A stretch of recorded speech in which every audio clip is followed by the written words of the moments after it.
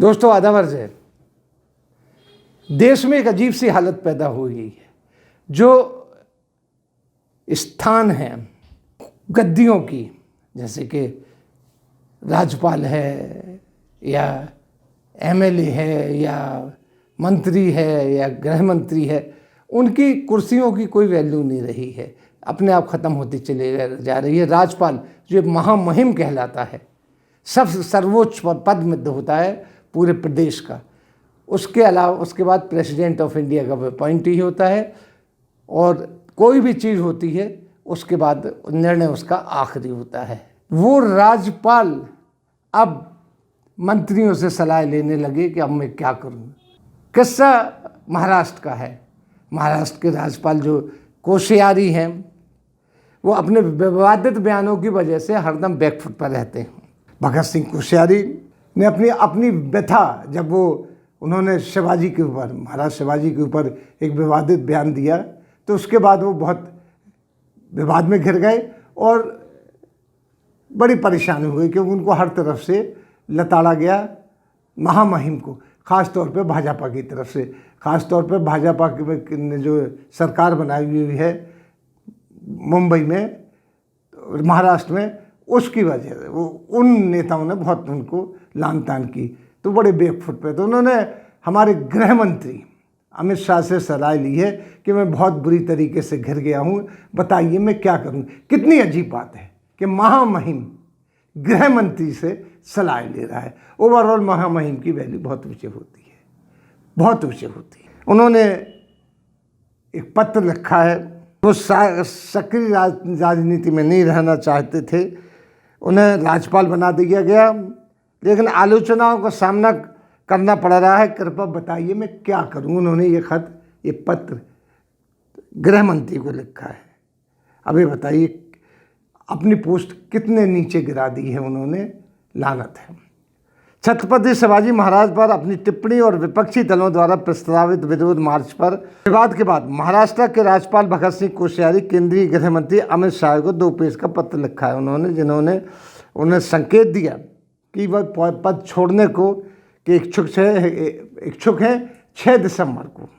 उन्होंने 2 पन्नों का पत्र लिखा, इसी महीने 2 पन्नों का पत्र लिखा है उन्होंने, और इस मुद्दे पे अपना पक्ष तो स्पष्ट किया है और केंद्रीय गृह मंत्री से सलाह मांगी कि आगे क्या करना चाहिए। अभी बता दीजिए, पोस्ट जो होती हैं उनके कोई गरिमा नहीं रही है।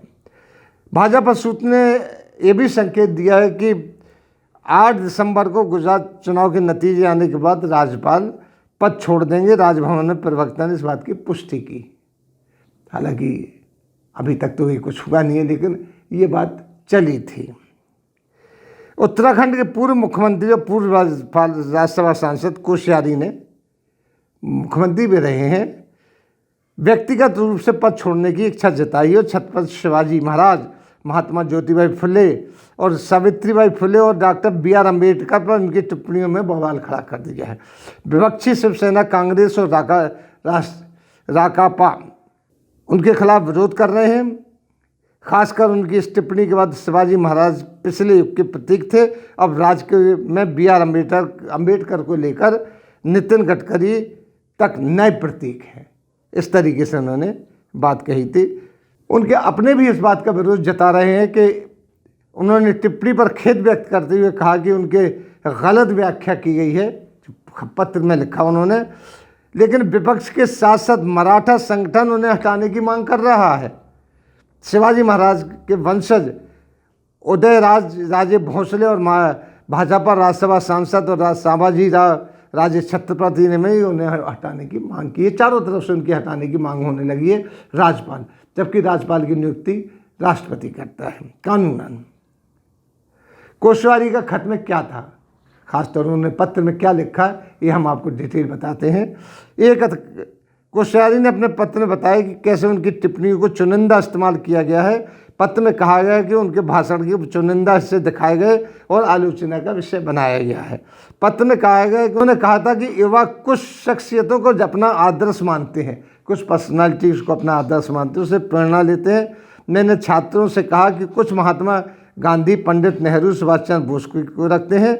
महाराष्ट्र के संदर्भ में मैं कहना कि डॉक्टर BR अम्बेडकर से लेकर नितिन गडकरी तक के नेताओं के आदर्शों के लिए उनके उदाहरण हो सकते हैं। नितिन गडकरी और कहाँ, बाबा साहब अम्बेडकर।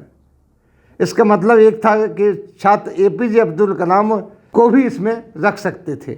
आज भले ही देश के कई ऊंचाइयों पर ले जाने के लिए PM नरेंद्र मोदी का नाम भी उच्च सम्मान में रखा जाता, लेकिन ये किसी भी तुलना का कारण नहीं था। उन्होंने ये अपने पत्र में लिखा है। शिवाजी महाराज का जो जिक्र था, जो बड़े माननीय हैं, छत्रपति हैं, छत्रपति शिवाजी महाराज के बारे में सिर्फ महाराष्ट्र के ही नहीं पूरे देश का उनके ऊपर गर्व करता है। कोविड के दौरान जब लोग घरों से बाहर नहीं निकले तो मैं इन किलों पर चढ़कर शिवनेरी, सिंहगढ़, प्रतापगढ़, रायगढ़ जैसे किलों में गया।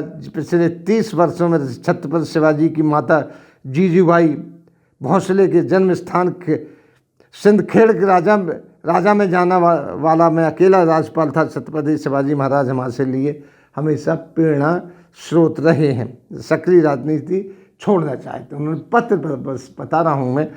पत्र में अंतिम पन्ने में कहा गया कि 2016 में उन्होंने हल्द्वानी, उत्तराखंड में जहाँ कोश्यारी रहते हैं, ये सार्वजनिक रूप से घोषणा की थी कि वो कोई चुनाव नहीं लड़ेंगे और सत्ता के पदों से दूर रहेंगे।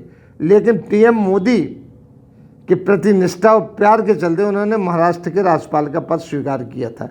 पत्र में कहा गया था कि अगर मैं गलत था तो माफ़ी मांगने के लिए मुझे कोई संकोच नहीं होगा। मैं कभी सपने भी महाराणा प्रताप, गुरु गोविंद सिंह, छत्रपति शिवाजी महाराज जैसे शख्सियतों के बारे में अपमानजनक टिप्पणी नहीं कर सकता हूँ। कोश्यारी ने आगे उचित कार्रवाई पर सलाह भी मांगी है। ये उन्होंने गृह मंत्री अमित शाह को पत्र लिखा है, उनसे सलाह मांगी है। वैसे वो घिरे हुए हैं बुरी तरीके से, विवाद बयान देते हैं। उनकी एक छोटी सी बात है, जब कंगना रनावत उनसे मिलने गई अपने विवाद के बाद, तो उन्होंने उनको बाकायदा किसी को टाइम नहीं दे रहे थे, वो न विपक्ष के न पक्ष के। कंगना रनावत को उन्होंने टाइम दिया और टाइम देने के साथ साथ उन्हें 2 कमल के फूल भेंट किए, जो कंगना रनावत और उनकी बहन ने आगे लहराए। ये उनकी हरकतें हैं। क्यों?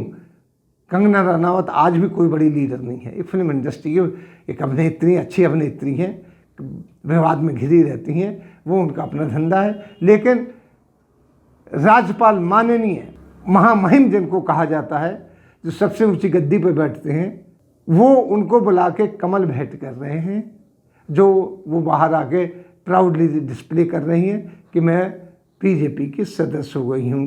यानी जो राज्यपाल होता है किसी पॉलिटिकल पार्टी का सदस्य नहीं माना जाता है। ये हरकतें वो करते रहे, लेकिन अब मछली का कांटा गले में फंस गया उनके, इससे निकलने के लिए छटपटा रहे हैं। और उन्होंने गृह मंत्री के सामने, अमित शाह के सामने घुटने टेक दिए हैं।